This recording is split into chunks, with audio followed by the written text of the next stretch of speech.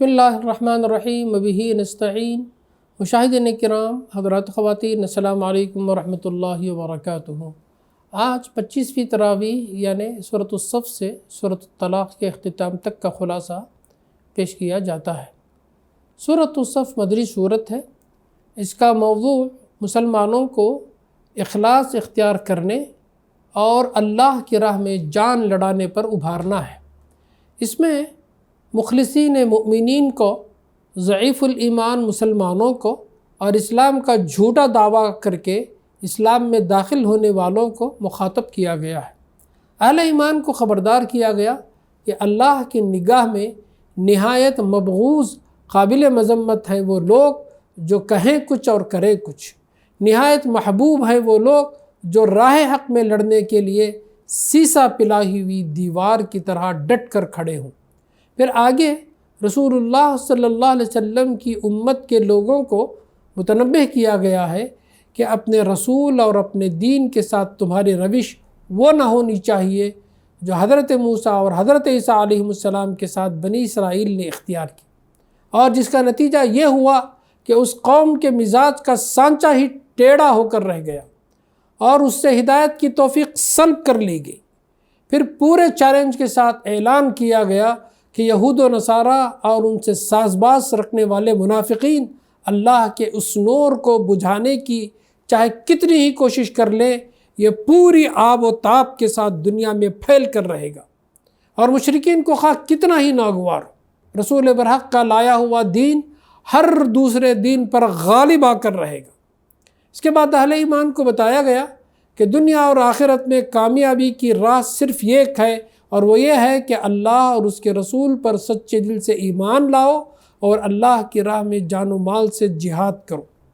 آخر میں اہل ایمان کو تلقین کی گئی کہ جس طرح حضرت عیسیٰ علیہ السلام کے حواریوں نے اللہ کی راہ میں ان کا ساتھ دیا تھا اور انصار اللہ بن گئے تھے، اسی طرح تم بھی رسول اللہ صلی اللہ علیہ وسلم کا ساتھ دو اور انصار اللہ میں شامل ہو جاؤ۔ بالآخر نصرت و غلبہ اہل ایمان کے لیے ہے۔ سورۃ الجمعہ مدنی سورت ہے۔ یہ 2 رکوع اور 2 خطبے ہیں جو 2 موقعوں پر نازل ہوئے۔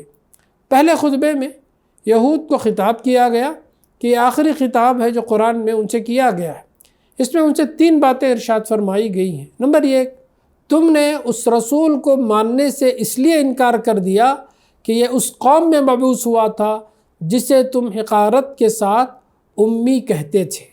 تمہارا زعم باطل یہ تھا کہ رسول لازماً تمہاری اپنی قوم کا ہونا چاہیے، لیکن اللہ نے انہی امیوں میں سے ایک رسول اٹھایا جو تمہاری آنکھوں کے سامنے اس کی کتاب سنا رہا ہے، نفوس کا تزکیہ کر رہا ہے اور ان لوگوں کو ہدایت دے رہا ہے جن کی گمراہی کا حال تم خود بھی جانتے ہو۔ یہ اللہ کا فضل ہے جسے چاہے دے۔ نمبر 2، تم کو تورات کا حامل بنایا گیا تھا مگر تم نے اس کی ذمہ داری نہ سمجھی نہ ادا کی، یہاں تک کہ تم دانستہ اللہ کی آیات کو جھٹلانے سے باز نہیں رہتے ہو، اور اس پر تمہارا زعم یہ ہے کہ تم اللہ کے چہیتے ہو اور رسالت کی نعمت ہمیشہ کے لیے تمہارے نام لکھ دی گئی ہے۔ نمبر 3، اگر واقعی تم اللہ کے چہیتے ہوتے تو تمہیں موت کا ایسا خوف نہ ہوتا کہ ذلت کی زندگی قبول ہے مگر موت کسی طرح قبول نہیں۔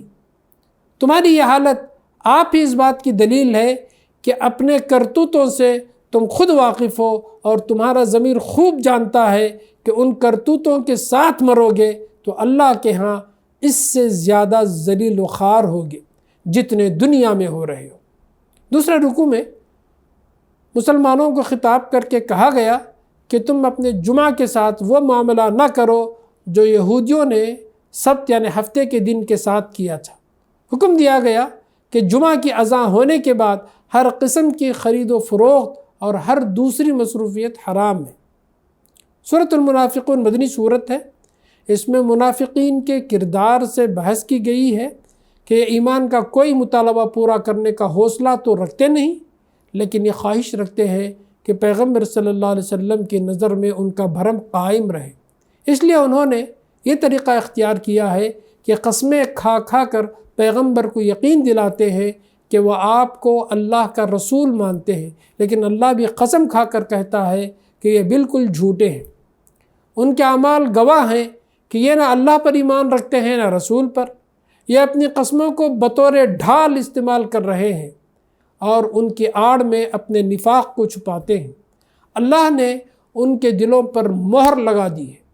دوسرے رکوع میں مسلمانوں کو متنبہ کیا گیا کہ وہ مال و دولت کی محبت میں پھنس کر اللہ کی یاد سے غافل نہ ہوں۔